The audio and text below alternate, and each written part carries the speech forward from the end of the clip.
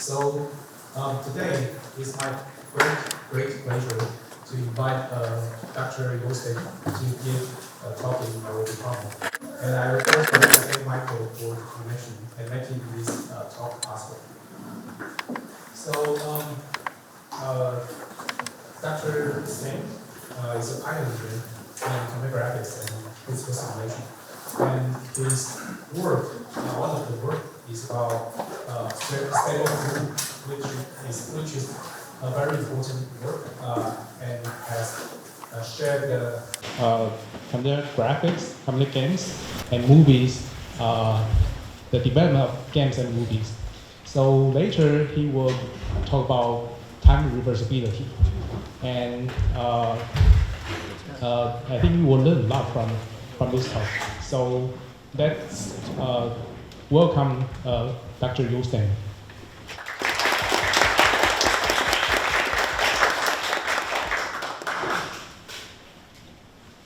So here's thank you for the introduction. Can you hear me, everyone? Yeah. Okay, good. No, I probably won't need that. So that was an example of a work of art I discovered recently, and it illustrates visually the sense of reversibility. I thought that's what was key in this work of art. So I'm going to talk about reversibility, okay? And most of my background is in simulation. We mentioned stable fluids for fluid animation. Sorry, you mentioned, yeah. And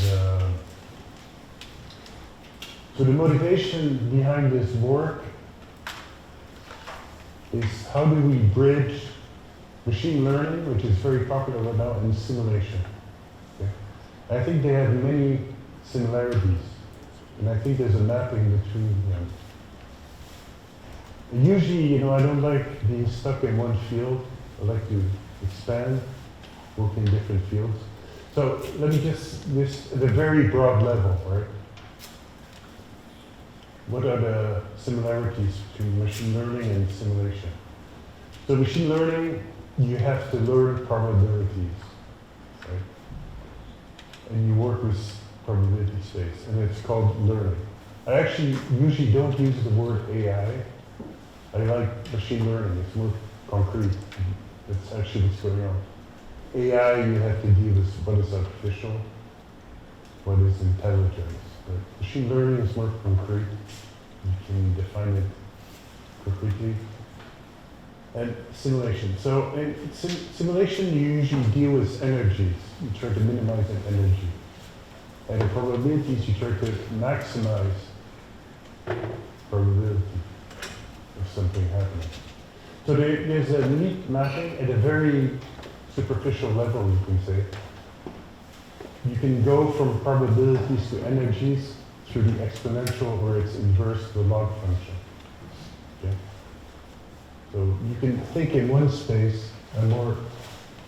So I was trying to think about machine learning problems in the space I'm used to simulation, just by doing translation. So I would read a paper in machine learning and translate probabilities into energies and think about it. And simulation is really about optimizing.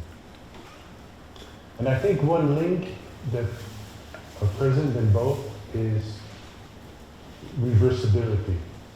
That's what I'm going to talk about today. So reversibility, that's how you say it in English. And the gibberish below is kind of a nice word because it reflects in an artistic way reversibility. It's in French, by the way. Qu'est-ce que c'est? What is it? And so we're all familiar to reversibility, and it helps us in many tasks. If only that would work in real life. Control Z. Probably in Taiwan means the same combination of characters. So you do something and you're going to undo it. You want to reverse in time. Okay? And in languages, so here this is the language, the English language, there's this thing called palindromes.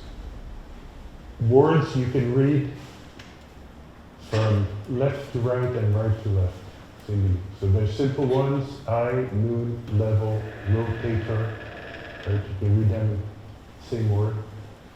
And then there's a Finnish word, I forgot what it means, but you can read it. This is the record of the longest word.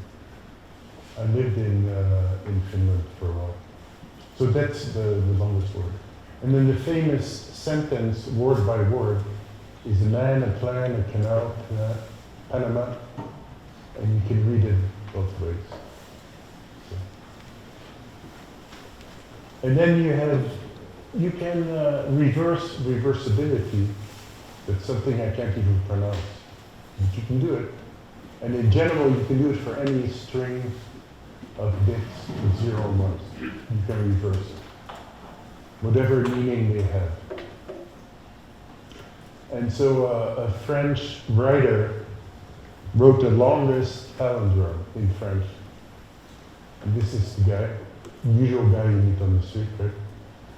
And he wrote this very long palindrome. And you can, so the characters, I highlighted. It's hard to read from here, it's too small. It's just to show off kind of that you can write a palindrome. There's that many characters. And it sort of makes sense. It's kind of a weird French he's using. So it's very playful. So he has a constraint. I think most art, if you don't have constraints, you can't create art. So he's part of a French literary group called Oulipo, where they set tight constraints and trying to be creative within those constraints. So here it was create text such that the characters from top to bottom are exactly the same as if you read it in reverse.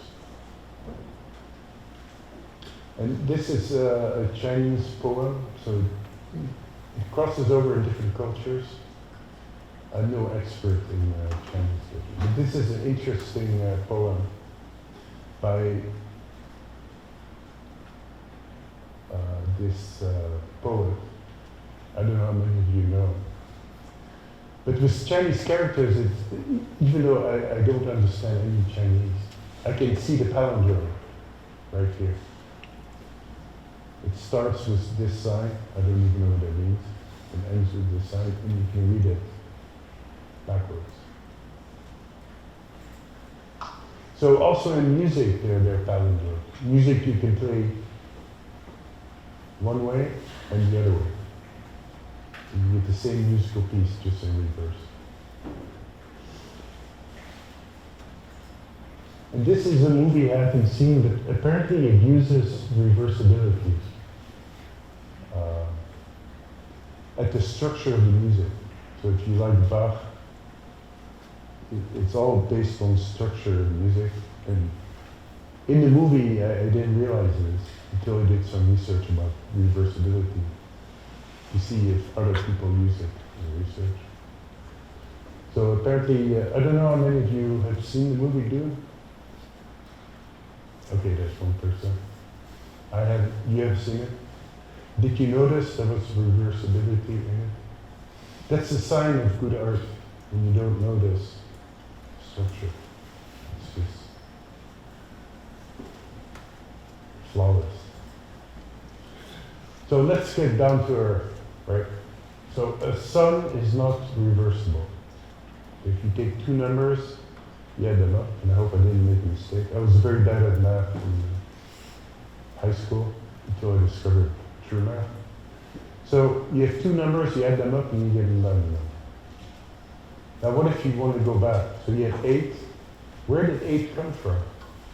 Well, it came from 3 and 5, 1 and 7, 4, 4, 8 plus 0, right? So a sum is not reversible. But it can be made reversible by adding another parameter. So instead of just computing the sum, you compute the sum and the subtraction of the two numbers. And that is reversible, meaning that from the output, two numbers, input was two numbers, output two numbers, not only the sum, because that's not enough knowledge to go backwards. You have the sum and the subtraction. And that you can revert. If you have those two pieces, no information is lost, basically. And interestingly, and I'm also maybe I don't look like a hacker, but I used to write assembly code. And there's an instruction in x86, which is behind all the PCs. There's an instruction that computes, probably because they compute it at the same time, why not expose it? So in the hardware, you can have access to this, to a reversible sum, but you have to add some more information.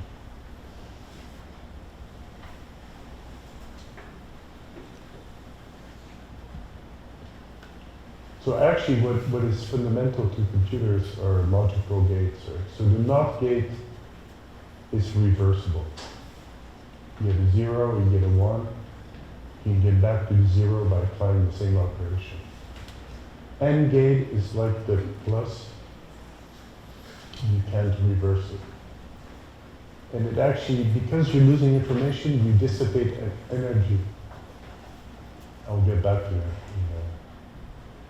soon. And then you have the NAND gate. That's the universal gate. You can create any computation with the NAND gate. It's called universal. It's also irreversible. So conventional computers are irreversible, and they dissipate energy because there's loss of information. And the loss of energy is given by the Landauer's limit. How many of you have heard of it?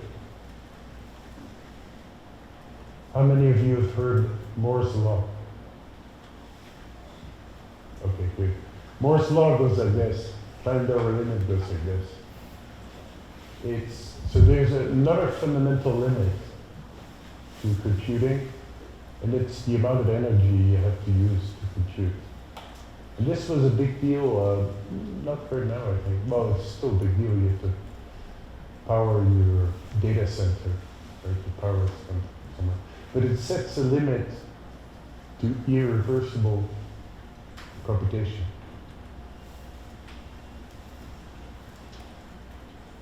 So what about reversible computation? How do we change those gates, fundamental gates? And of course not the first one to think about it. This very interesting person, Friedkin. I don't know if you can read it. He got barely accepted at Caltech. His grades were so bad, he was the guy with the lowest grades that got accepted at Caltech. And he came up with this gate. So it's a reversible gate, and it's very simple. It's a controlled swap. So the first bit, the C bit. Actually, how many of you have heard of this? Okay. So you have a control bit and two other bits. And if the control bit is 0, you just let the information go through. If it's 1, you swap the information. Okay? That's what I'm illustrating at the bottom there. And so it's pretty obvious that it's reversible, right? So if the control bit is 0, it just goes through. And if you swap it, and then you swap it back, right? So it's a reversible grid. Theoretically, doesn't dissipate any energy. And you can prove, and I show it here on the bottom, you can reproduce and, or, and not. So you can reproduce an and. So it's a universal gate. Anyway. but doesn't dissipate any energy, theoretically. But it comes at a cost, right? You have to track more data, which makes sense. You don't want to lose information.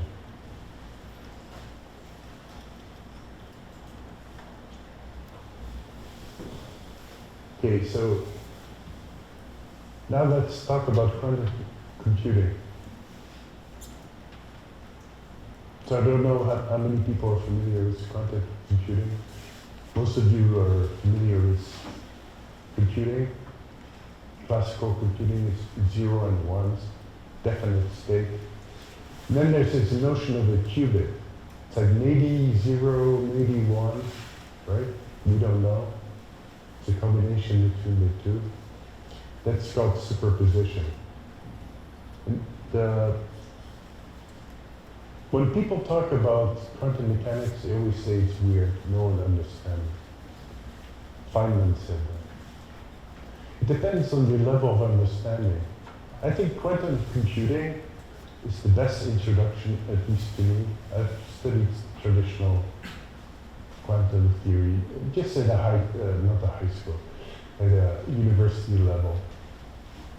But I think quantum computing makes it more concrete, and it's very exciting because it's an emerging field right now. And so, what is a wave function, right?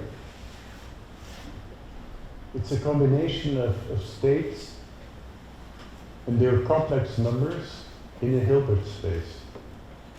And if you want to know the square of that state is equal to 1. Which means it's a probability. But it's not the usual probability you're used to, like a real number. Those are complex numbers, and only if you take the modulus, the strength of the vector, then you get the probability. So mathematically, you can explain it quite easily. I probably didn't do justice to that. But Hilbert space, you have to know what that is. That's for me, that's what quantum mechanics is, mathematical model, right? And it so happens that it works. It's a very brain-dead approach to quantum mechanics, right? But very practical. And so this wave function, right, in these two states, or one state, 0, 1, is given by the Schrödinger equation, right? You've probably all heard about the Schrödinger cat. But it's a reversible transformation.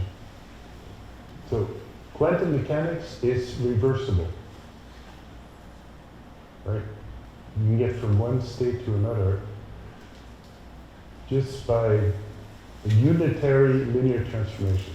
For those of you who know mathematics, this is just basic stuff.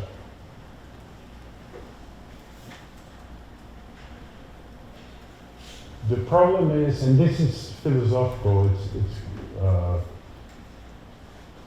it's not established, but where quantum mechanics becomes irreversible, so the evolution, and the Schrödinger cat paradox comes from that. Once you measure, you fall in a particular state. You don't have this superposition of states anymore. So that kind of kills the reversibility, the Schrödinger equation. And you get one state with the probability given by this coefficients in the superposition. So just to summarize, you start with a quantum state, who knows what it is? It's a mathematical construct, a complex wave in a Hilbert space, infinite dimensional Hilbert space. The evolution is reversible, but once you make a measurement, you fall into a state. And you can only predict the probability of falling into one particular state.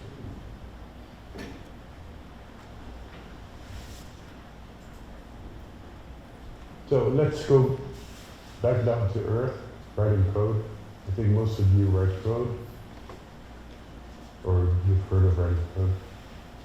So a code is a program is just a sequence of instructions. Right? And let's say you want to reverse it.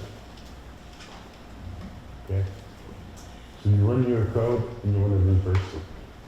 How do you do that? There are no tools, although some people are working on it, to say, hey, let's run my code from the end to the beginning. First you have to get to the end, right? And then run it. So one easy solution is, as you go forward, you store every state, so your memory goes up. It's called caching in sort of fields. And then you get all this memory, and you go back. So you just read off the memory, very fast, but costly in memory. Another solution is you recompute. So I want to go from I7 to I6. I start all the way from the beginning, rerun everything. I'm at I7. Now I want to go to, I6. Now I want to go to I5. I start anew, recompute everything. It's actually interesting, neuroscience shows us that the brain kind of does that. That idea that all memories are stored, they're actually recomputed. That's why people don't agree and you have crazy arguments about what happened last Saturday. It's reconstructed. Anyway, aside. So this clearly is great, no memory, but expensive, right?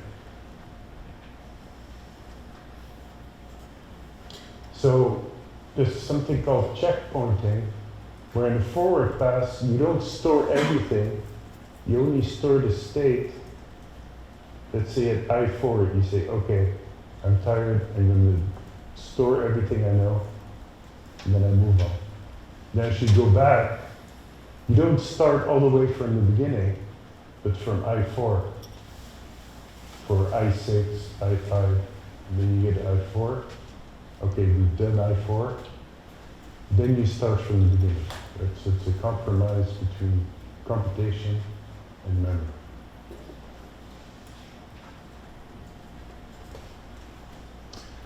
Ideally, what we want is just you compute everything and you can go backwards. That's what I'm going to show you how to do for particular cases.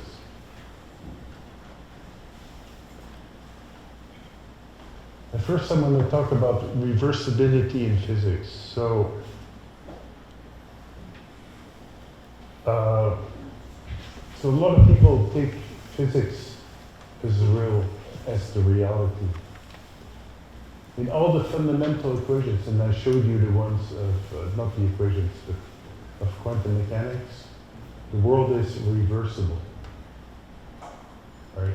But that's not our experience. If I drop something here, or a glass, there are no glasses here, so don't worry.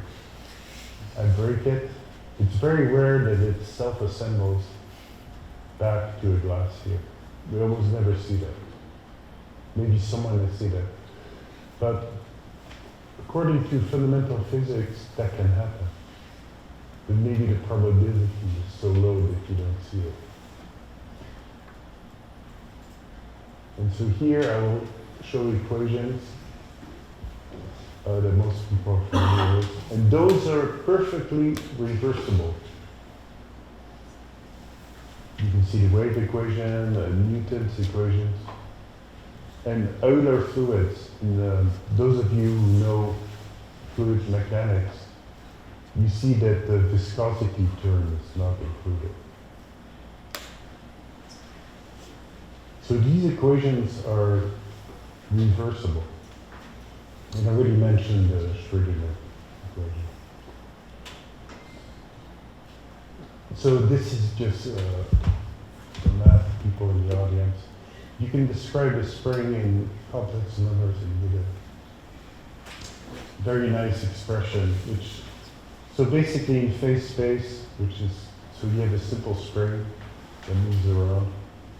in phase space, you don't only plot the movement of the spring in space, but also the velocity. How does the velocity evolve?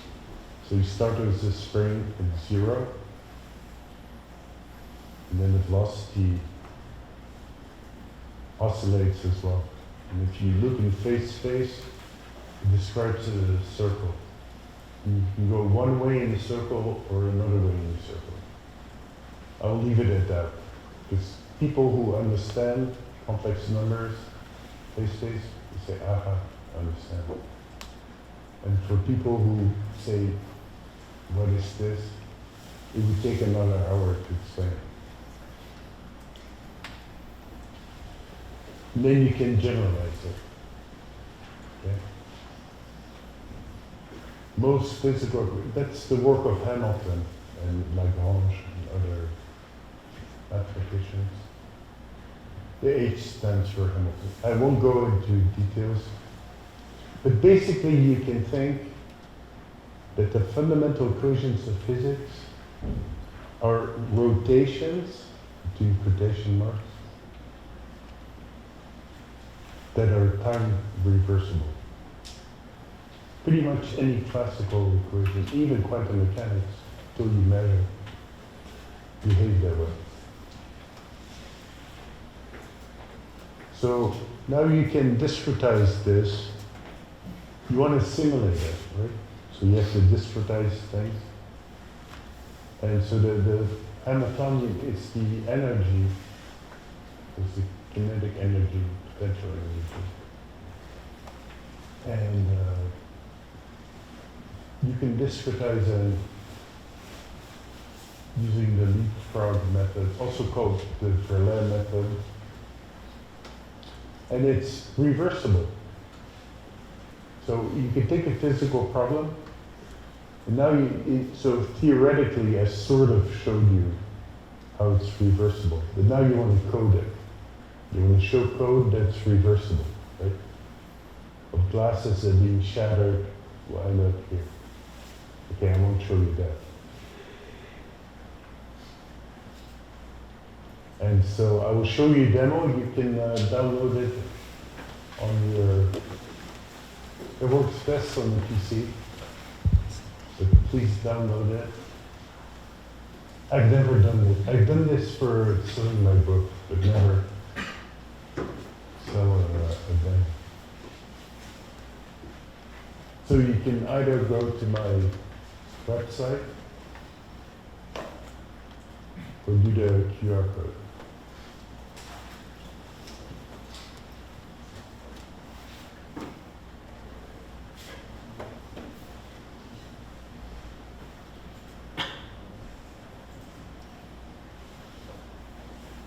So here's the demo. Can you see it? Ah, it works.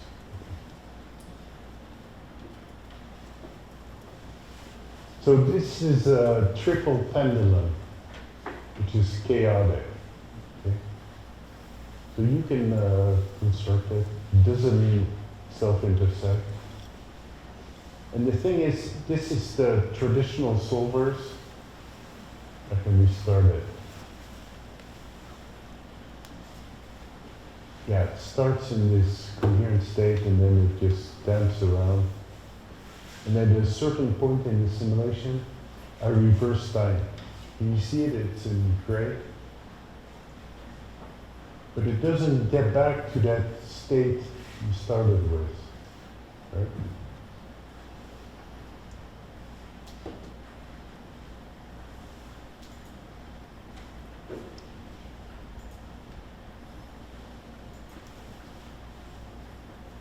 So here I'm using the math that I just showed you. It's reversible. Now I reverse it. So theoretically it's reversible, but I don't get the initial state that I showed you. Why is that? I did the theory and I found a technique that tells me this is reversible. I implement the technique By the way, since you downloaded it, it's JavaScript, you have the source code. You can see all the code, everything.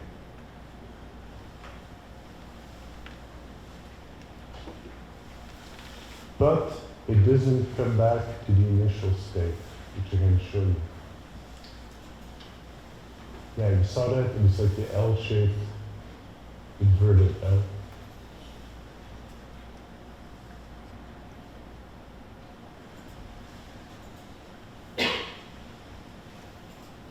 So why is that? Because the floating points I was using, and I have a lot more to say about floating points in JavaScript, but that's another talk. But the main reason is that in floating points are not the real numbers. So mathematician computing has to take into account the weirdness of floating points. For example, 0.1 plus 0.3 is not exactly equal to 0.1 plus 0.2 is not exactly equal to 0.3. Okay, in floating points. In real numbers, of course it is the same, right? That's the cause, so all these errors in floating points are great because you don't have to worry about big numbers, small numbers, but if you add small numbers to big numbers, you run into trouble. Okay? So here's something I found on the web. The real numbers is very simple, right? Continuous, although the continuum is weird. Floating numbers is, you have more float numbers near zero than outside. That's why in games you always have to normalize everything. Work in your local space. Not you get weird problems. So this is interesting. This for me was a step back into time. Old processors didn't handle floats, so I had to write things in fixed point. So in fixed point, you have to be very careful about the magnitude of your numbers, right? So you're faking the real numbers, but the floats are faking the real numbers. At least they were standardized, so the weirdness is standardized. People can talk about it. So fixed numbers are ints, right? And the bigger the int, the better. So I'm using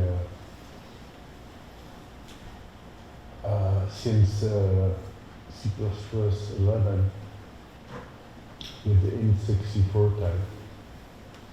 And you need a conversion from float numbers to int fixed, and the other way around. So this is just the code. And all you need in the simulations, I'm going to show you, is an addition.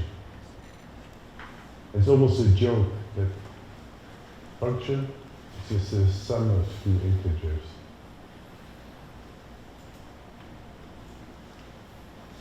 So the integration, I won't get into too many details.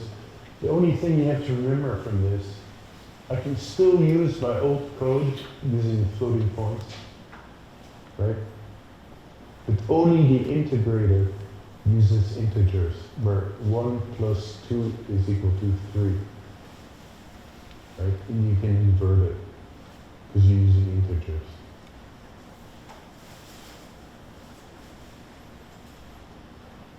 So this is a demo again, that you can run on your computer if you got the QR code.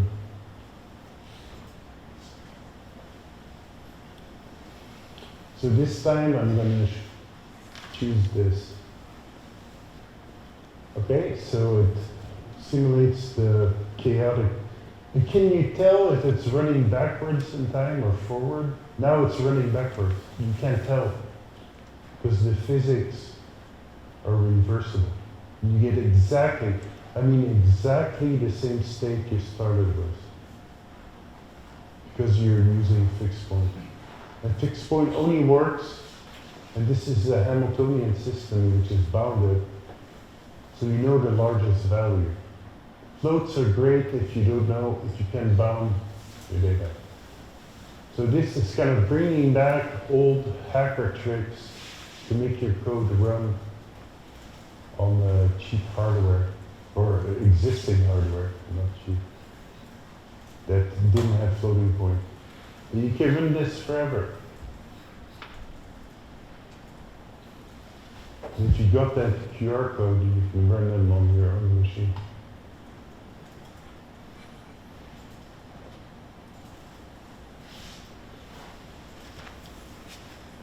So here are the demos, see if they work.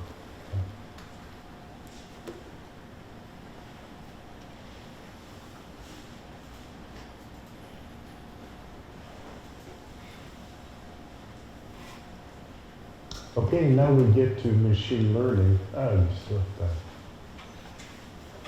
So I was talking about, so simulation is something I very well know for computer graphics, right? And so with all the hype with machine learning or AI, I'm going to talk about hype, I use AI. When it comes down to earth, we use machine learning. A lot of people want to use machine learning, and I'm totally for it, to help simulation. Myself being kind of a rebel, contrarian, I want to show that simulation can help machine learning. Okay? Maybe, just to give a different perspective. So, I think everyone now knows about neural networks. So I moved to Toronto in '89, and Jeff Hinton was there. Not to drop names, but he gave a course on neural networks in Toronto. He was professor there. And so I learned about neural networks, which is this. And with fewer layers, you know. And so I took that course, very interesting. And years after, I heard about all this hype about deep learning. What's that about?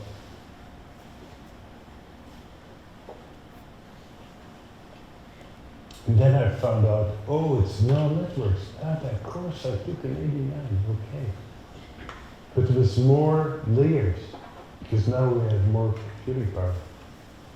We can explore that space of having more layers. And they found out that for more layers, instead of the sigmoid, you would use the ReLU, which is just the absolute value. As long as you have a nonlinearity in here.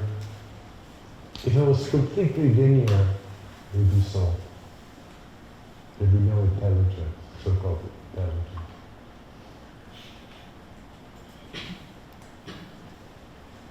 So I want to tie simulation to machine learning. I want to give a very simple example. This was top-notch research in Europe in the 1500s. Okay? You wanted to defeat your adversary. And so that's where scientists were funded by kings, wanted to have new technology to defeat. Nothing has changed, right?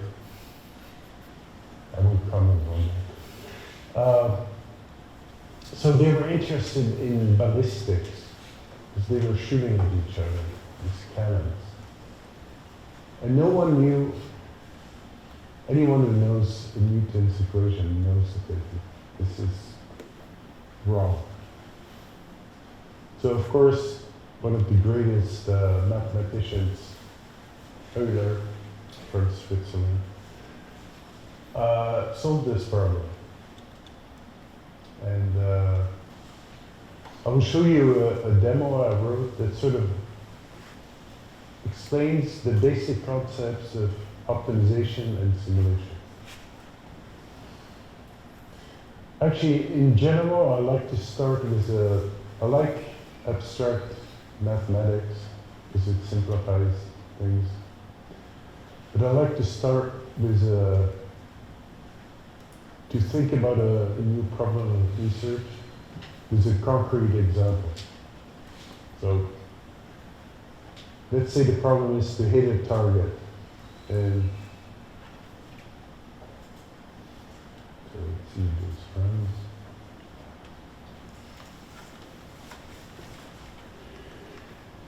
Would you like to open this file? Yeah, I wrote the code. So here you see the simulation at the bottom. And the goal is to change the angle, this vector, to hit the target. So I can change the angle, and you can see, I found a solution. But there's another solution. It's this one, much faster to hit the target. What I'm showing at the top, you can see here, is the distance between where I hit the floor and the distance between the target squared. Okay? So I want to minimize that function. Okay? So I can do it manually in 2 dimensions. Most neural networks are not 2-dimensional. They have a higher parameter space. So I can go here, and you see this line that's changing? That's the slope of the function.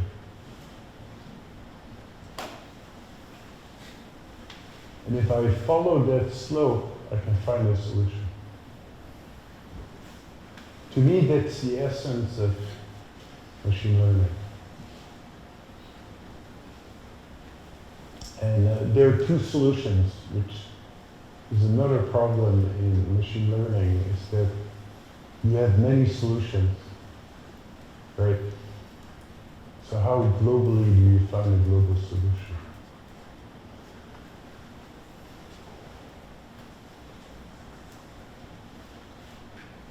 What I can do is I can penalize, that the king is cheap, he doesn't want to spend too much money on powder.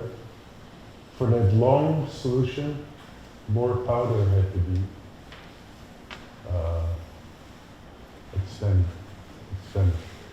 So in this case, if I start here, I will go to the most optimal solution, like following the gradient.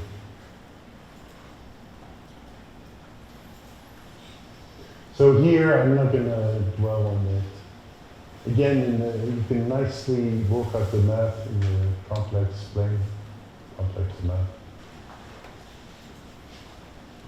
So this is sort of the fundamental equation. I think of machine learning and of optimization. So you want to minimize a function, right? Hitting a target, optimizing it, with a constraint. You're shooting a cannonball and it has to follow the rules of physics.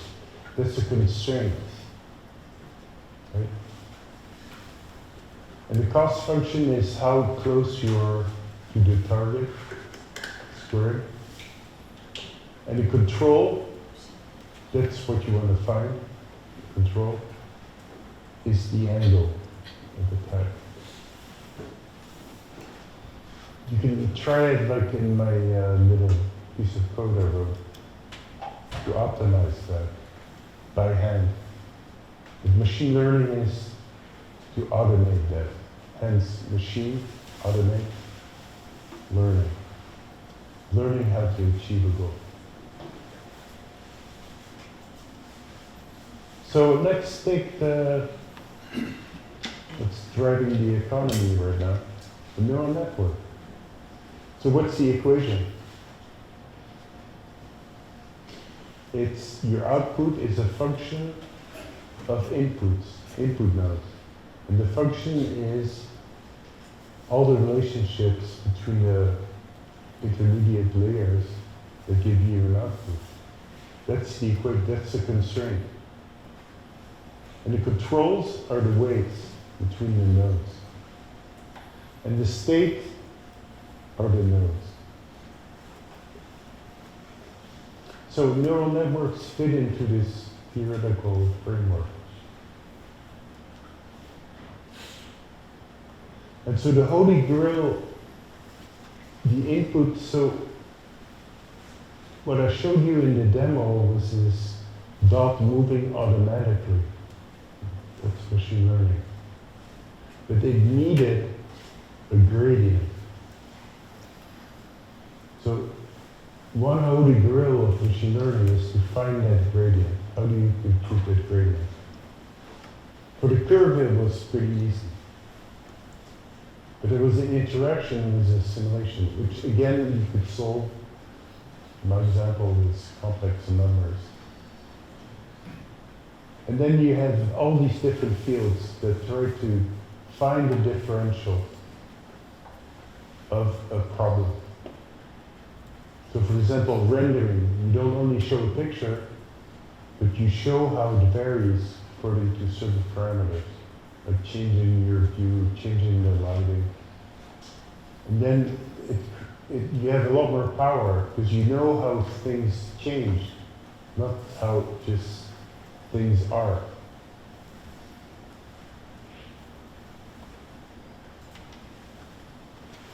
So I'm going to briefly talk about this adjoint method.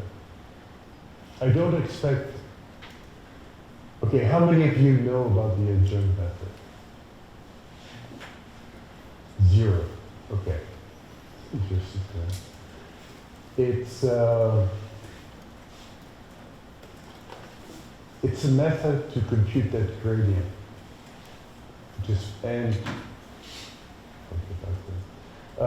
It goes back to Lagrange and his multipliers. And someone said, not me, but I agree, it's one of the greatest underrated numerical algorithms of the last century. It's amazing that so few people know about it. It's hard to understand. It took me a while, and I'll attempt to explain it. So if you want to know more about it, you can go to my talk, you can listen to my talk I gave at SIGGRAPH in 2019. And that explains the adjoint with a lot more details. Actually, the answer is in the title, I don't know if you can read it, of my talk in the corner there. So try to explain it with a simple geometrical way. So the state, which was the state of the cannonball, let's take a 2D example. Okay, very abstract. So the state is any point in a 2D plane. Okay? And the constraint, let's say it's a circle. So that point can't be anywhere. It has to live on the circle. Okay? You can pull on it as much as you want. Bang, it always wants to be back on that circle. That's the world it lives in. Like we are earthbound, right? You want to go to Mars, whatever. No, we're stuck on Earth. It's a constraint. And then you have something you want to optimize, right? Like happiness, or more concrete. You want to get to somewhere in the least amount of time. And you can represent that by so imagine this being a function, a cost function from the plane, and these are the ISO lines where they have the same value. Okay? And the solution with the adjoint method is the point where the normal to these isolines are parallel to the normal to the constraint. Just to give you an idea, I don't expect you to understand, because it took me a while to understand this. And this is the equation for it. And you can solve that in the computer. And that will give you the point for the, so here I'm going a bit fast just to show off that all those derivations you find on the web and everything and in the literature, you can actually derive it this way. They'll give you a summary. So you solve this equation for a Lagrange multiplier, and then you get this derivative you want to compute by taking a dot product if you want, just the derivative of the energy function.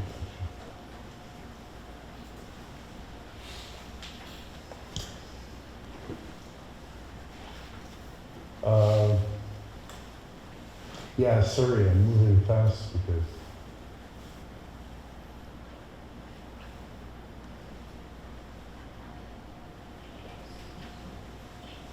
so this is for a differential equation, which is kind of basic equation of physics. And I show you, you wanna, and it depends on some controls, like the cannon example, right? And you want to compute the derivative, how it changes with the Jacobian. So you can do all the math, and the beauty is that you get another differential equation, but it's linear. So it's way less complicated than the equation you started with.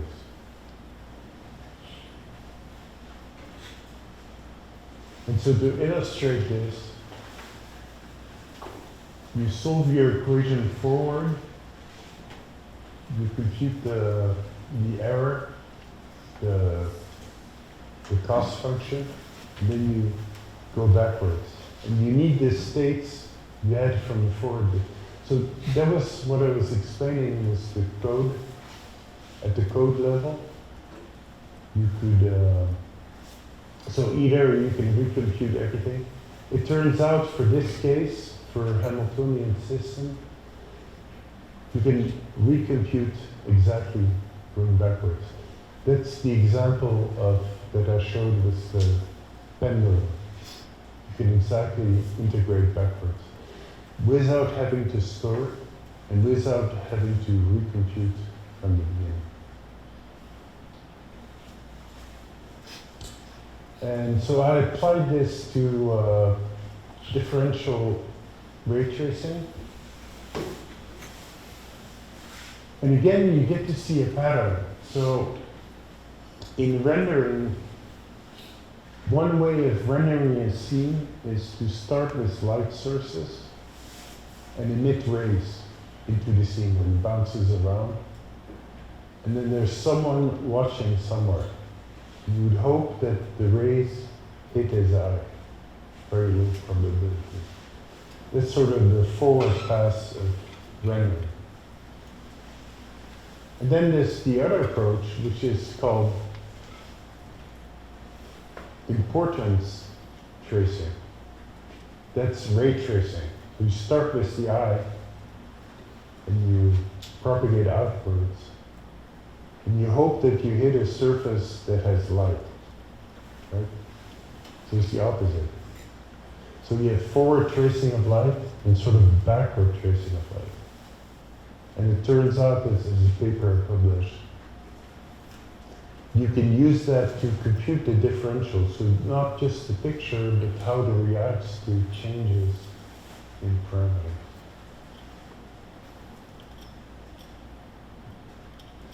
So again, all the details are here, but this is another long talk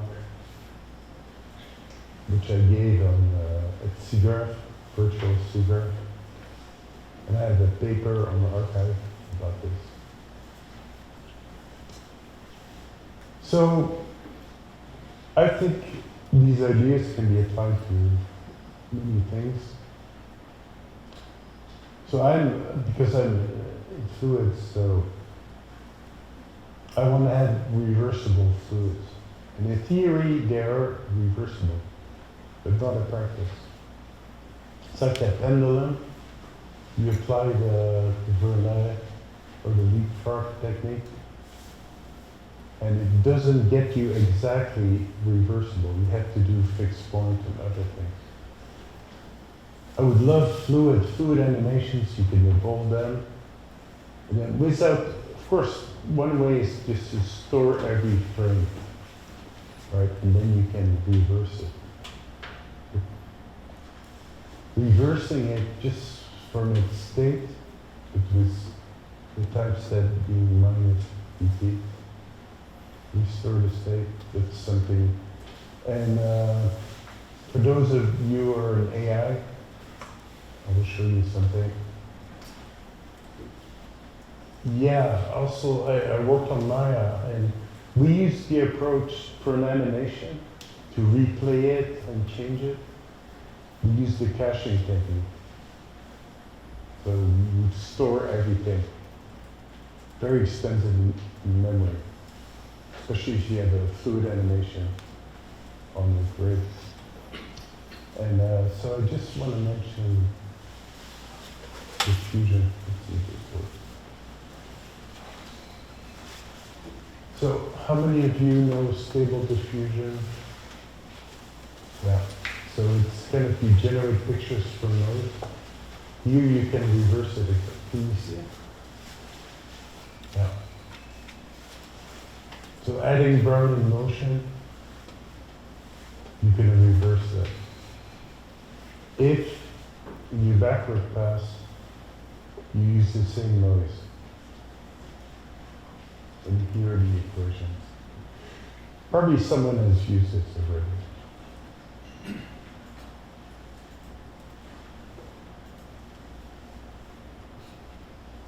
So I'm always still busy with relating machine learning and simulation, and I found a common theme. That's what I shared in this talk about reversibility, which is not a very common thing to think about. Like in daily life, these actions are reversible, some aren't.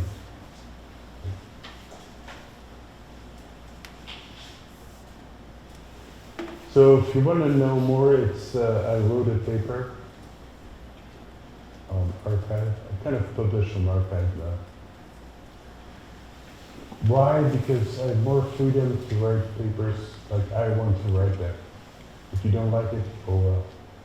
You don't have to go through this reviewing process of kind of normalizing your research. At my age, I can afford to do that, but I don't recommend it. You have to publish and establish venues. So I think that's the end of my talk.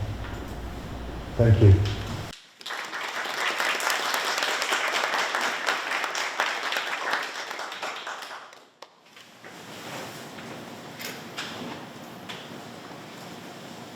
So any questions from the audience? You can raise your hand.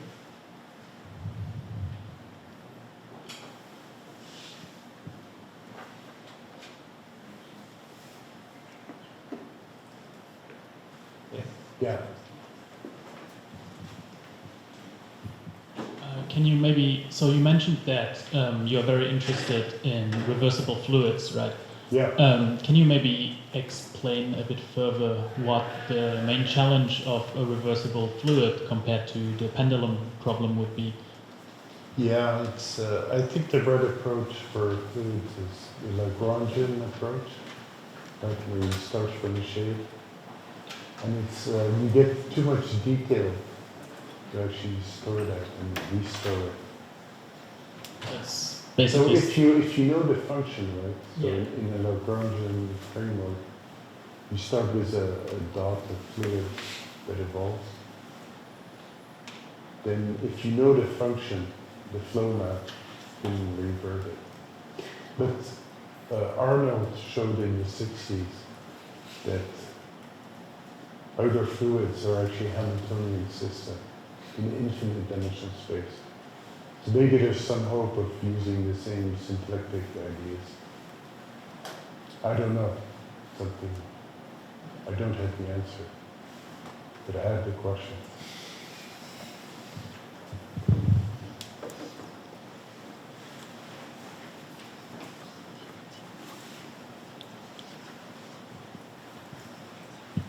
so is it possible for machine learning to learn the semi-Lagrangian or Lagrangian shape deformation for the fluid?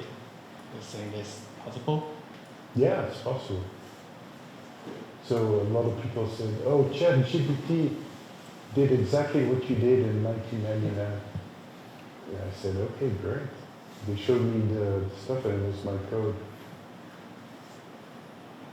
Sorry, did I explain that well? It was, they said ChatGPT solved what you did in 1999. But actually what it did, it copied my code. So it's okay if it can be a hybrid for simulation and machine learning method to hybrid together to do a reversible for it and to learn some parameter for some inverse problem, right? Sorry? Like if we have some parameters, we want to use machine learning to make it to get predict parameters for inverse problem.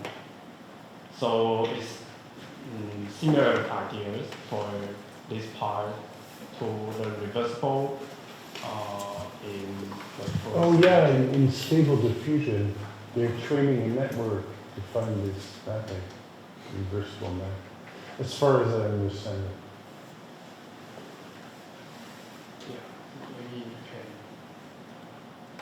So these mapping reverse, I'm not sure what your question is, but these reverse mappings can be learned. Yeah. But I'm saying it's a crucial component to those models, like back propagation. Without back propagation, there would be no and the AI propagation resolution. can come from some PDEs in simulations. No, they don't have to. Like I showed all these different levels, right, in the introduction. You know? It doesn't have to come, but simulation can help, like in stable diffusion. It helps to explain. The process is Brownian motion and inverting that. But they're training a neural network as far as I understand. Yeah, but let's need to have some constraint for adding the noise back or it just diffuse. I'm not saying this is the solution. It's more like inspiring talk. Yeah, I don't have solutions. Maybe someone in the audience. Yeah, it's just showing another side of approaching.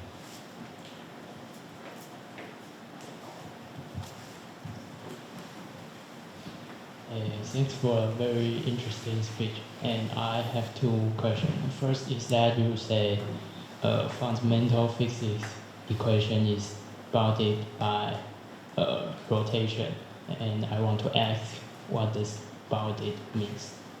And the other question is that in a reversible pendulum, are there extra constraints add to the balls, since the motion of them seems quite natural.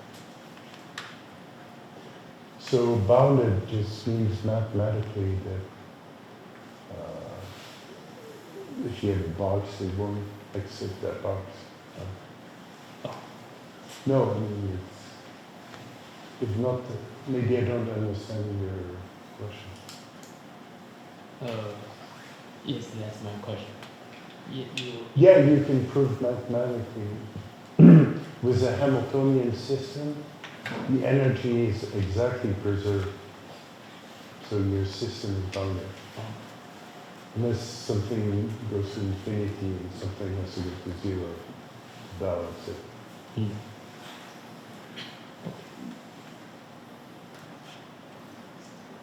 Yes, and the other question is that in a reversible pendulum, are there extra constraints add to the balls? No, it's just using fixed point. Fixed point. Yeah, that was the key thing. But the motion of the pendulum is not so natural. You didn't find it natural? Yes. Okay, maybe the speed of... No, it's not a question of being natural. I'm just solving the equations. And so this is true to the equations. Whether it looks realistic, probably not, because it's stick figures moving around. Thank you very much.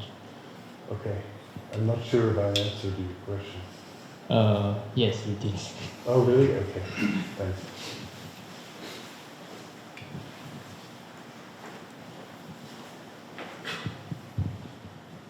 Thank you for a wonderful talk. I'm not familiar with this reversibility, but while you're giving your talk, I try to connect your work to the work I'm working on. And as you said, you're thinking about this fluid dynamics, also reversibility in fluid.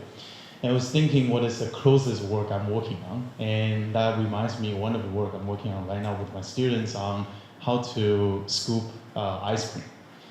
Oh, okay. And ice cream had this very unique dynamics. Is from the very beginning it is solid, and in the process your solid melt. Yes. And in the end it become like a liquid pipe. Yeah. Would you consider? I was thinking, this process. Can we reverse this process? You can at the fundamental level. According to physics. Not according to me. Mm-hmm. The God of physics tells you, yes, you can revert. Mm-hmm.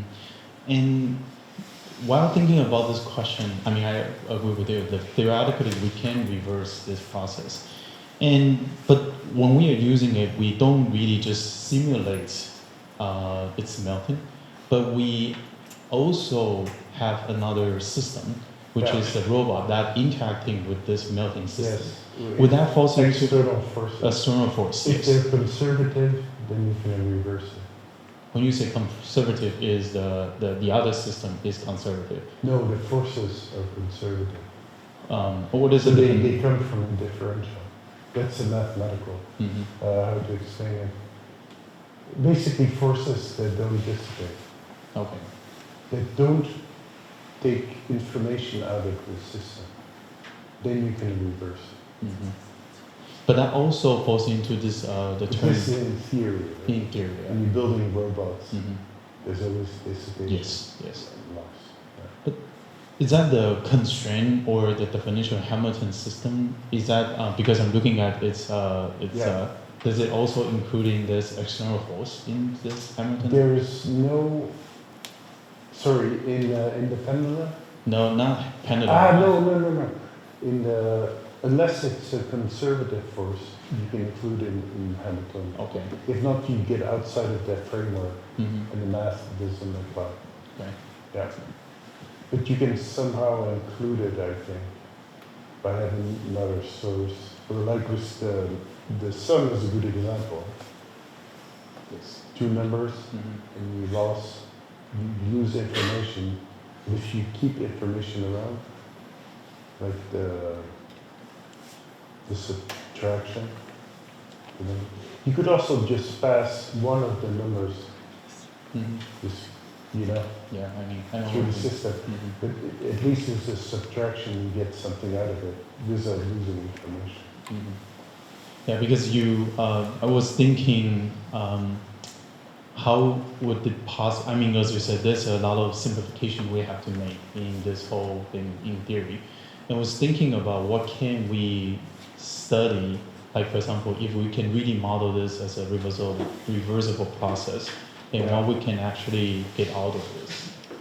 Because it's actually a very complicated dynamics between the system robots and also the ice cream itself.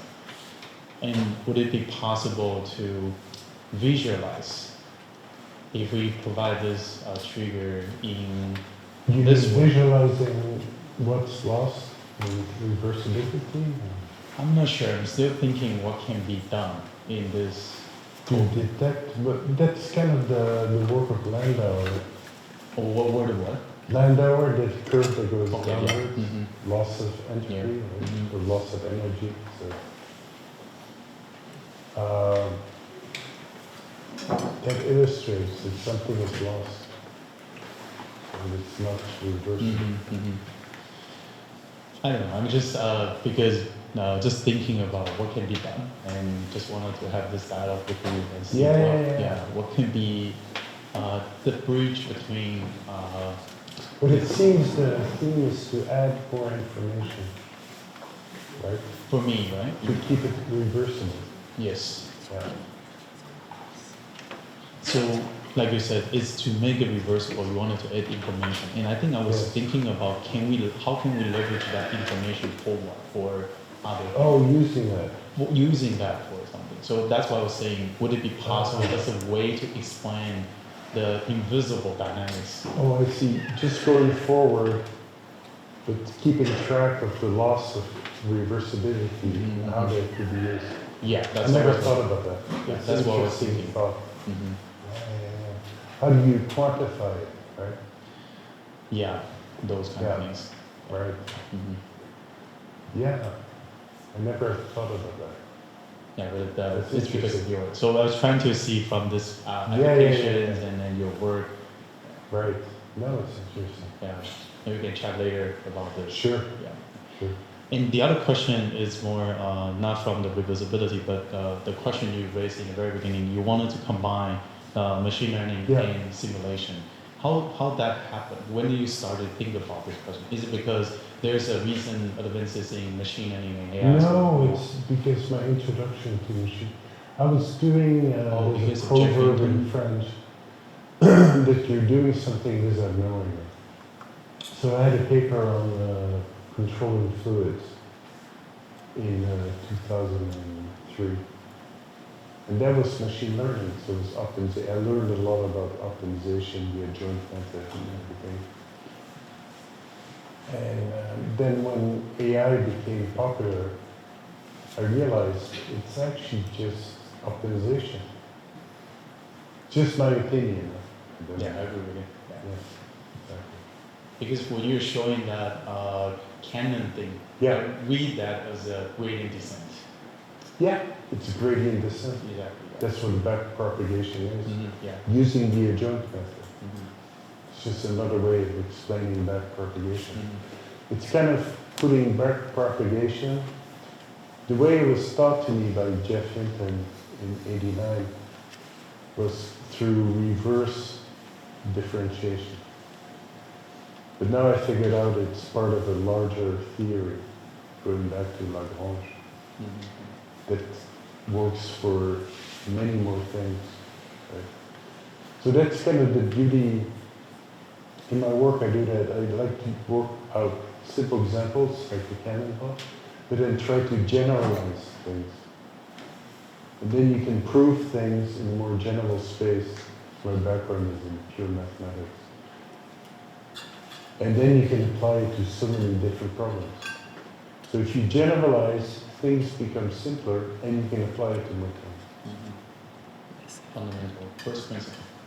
Yeah, doesn't always work, but in the adjoint method, it is probably, I found a derivation I came up with that I showed in my slide. That is very simple, but I had to go through a long process. I started with papers in fluid dynamics that use adjoint method. There were all these triple integrals and everything. If you clear that all up, the basic proof of why the adjoint method works is a 4-liner, or 4 expressions, like a 1-liner.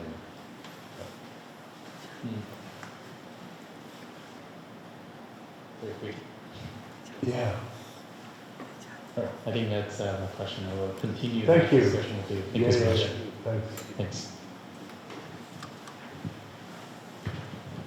So, any other questions? Yes.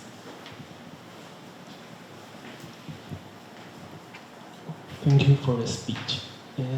You said that you had difficulty studying math on the high school until Yeah. you discovered the true math. Yeah. And may I ask, what is that true math? Is it? So the boring math is multiplication, division, tables, distribution laws. Not because I used to be a painter, from a very young age. Didn't interest me in mathematics. Then I had a great teacher that showed me that the sum from 1 plus n is equal to n times n plus 1 over 2. It's like, wow, and the concept of a proof, you don't just take something for a fact. It's the realization that of understanding versus just learning something rules, that there's a logic behind it. Like in mathematics, the great thing is you can be super lazy. You don't have to memorize much. Everything can be derived. And also I had a great teacher in last year of high school. And he showed me how to get to the number e exponential in 6 different ways. It's the only function where the derivative is equal to itself. You get e. In the bell curve, probability. Okay, why is e there? E was cosine and sine, famous Euler law, right? The most beautiful equation in mathematics. EI theta is cos theta plus I is sine theta. And then complex numbers, right? They're not complex at all. I call them normal numbers. Those are the numbers we should be using. They're just numbers, but they're very nice. More than the real numbers. So I discovered all these things, and then I decided to study pure math. Yeah. And funny, with this new teacher we had, I went from almost failing classes to being the highest grades. And all the other students were getting great grades in class. They were failing, and the parents were complaining, and he had to change his method. I was lucky. It worked for me. It's a short answer to an interesting question.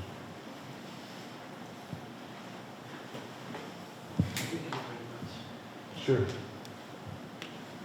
So I'm curious about the nice properties of reversibility. So what do you suggest for the applications that can utilize this kind of property? I mentioned that stable diffusion. Uh-huh.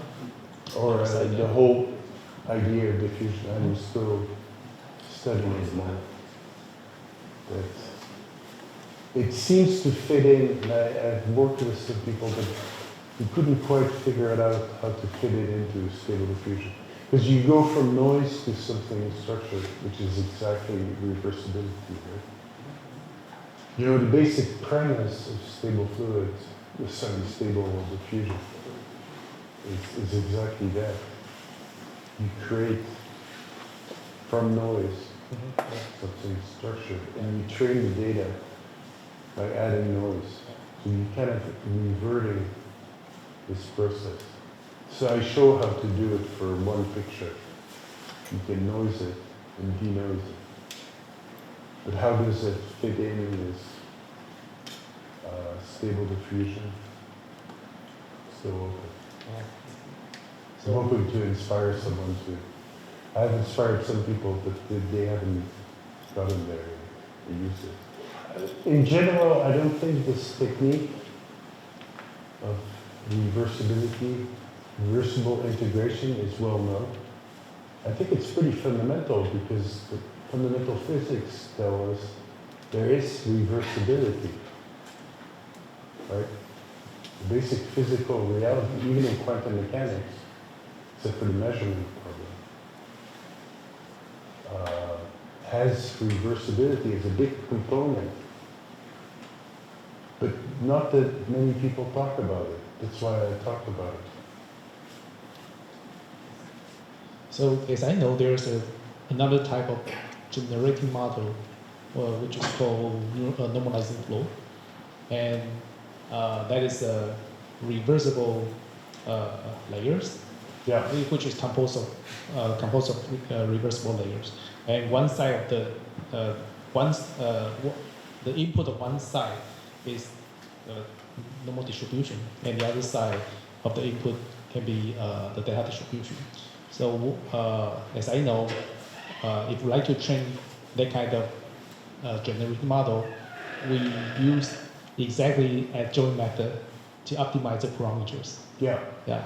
exactly. Yeah, so that I just came out with this idea, and then think about what kind of nice properties that reversibility we can utilize in some other fields besides normalizing flow and diffusion models. Yeah, the adjoint method is very general. Uh-huh. Yeah. Yeah. So, yeah. Cool. Any other questions? If there are no questions, then we can thank Professor Jos Stam again.